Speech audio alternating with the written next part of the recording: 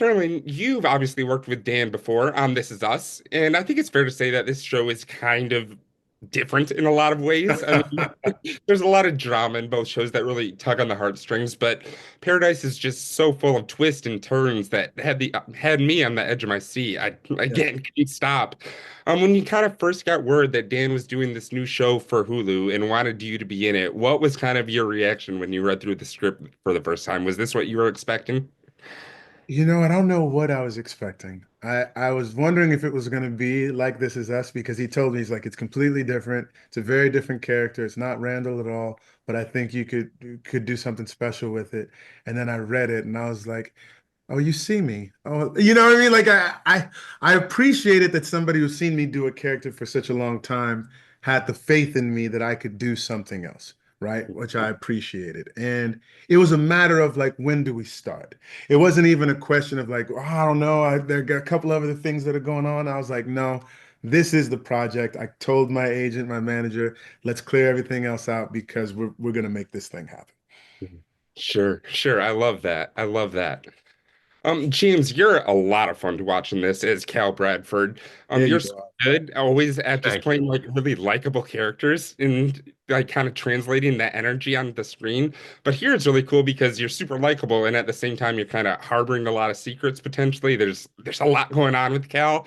So I'm just kind of curious how this role compares to some of your other recent projects like Sonic the Hedgehog or Jury Duty. I mean, is it fun getting to play with someone who is likable but also has so many different layers to him? Yeah, that's my favorite thing about it, really, and that it's in such stark contrast to those other projects you just mentioned. I mean, it couldn't be more different than Jury Duty or Yeah. Sonic, but yeah, it takes on a very different tone and variety is the spice of life. Like I get excited about playing different types of roles and different moods and genres, and so with this one, Dan. Uh, Found me at the Emmys last year, and he was like, "Hey, I have something for you, and I feel like you're kind of perfect for it. Would you take a look?" And I read the script and was just excited to get into it. But yeah, I mean, I also like that this character, like, there's room for charisma, there's room for a sense of humor, there's room for fallibility, Yeah. there's room for flaws in this character, and you're not just seeing this squeaky clean, picture perfect president who's a stiff bore. Yeah. You're seeing somebody who's a human being Yeah.